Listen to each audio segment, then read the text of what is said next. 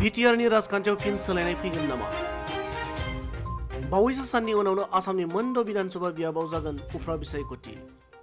बेनिनो बिटिआर हालामनि मोननै बियाब फारियै 28 नं गसाइगाव आरो 58 नं तामुलपुर बियाबाव जागोन उफ्रा बिसायख'थि।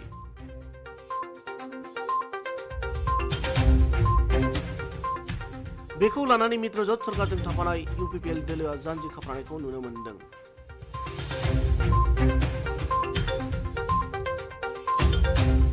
बेबादि समावनो बिपिएफ दोलोनि गाहाय नेहाथारि प्रबिन बर'आ दोलोनि आफादगिरि हाग्रामा महिलारिया बावैसो सान सिगां गिबि मन्त्रि हिमन्त बिश्व शर्माजों सावरायहैबाय आरो बिपिएफ दोलोआ बेरेखा हान्जायाव थानो लुबैया होननानै खौरां बिजोंनि गेजेरजों बुंथिदों।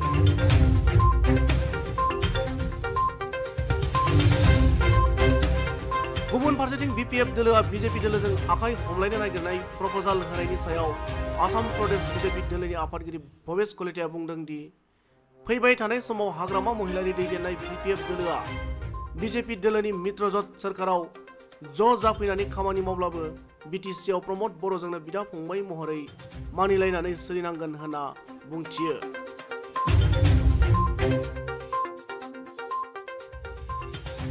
मख'नो गोनांदि बेबादि समावनो बिटिसिनि लेङाइ गाहाय मावफुं सोद्रोमा गबिन्द बसुमतारियाबो राजखान्थियाव जेबो जाथावै गैया होननानै खौरां बिजोंनि गेजेरजों बुंथिदों।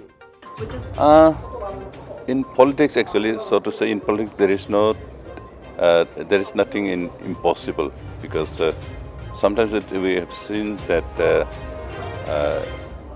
the contradictory parties, the opposite parties, come together and run government.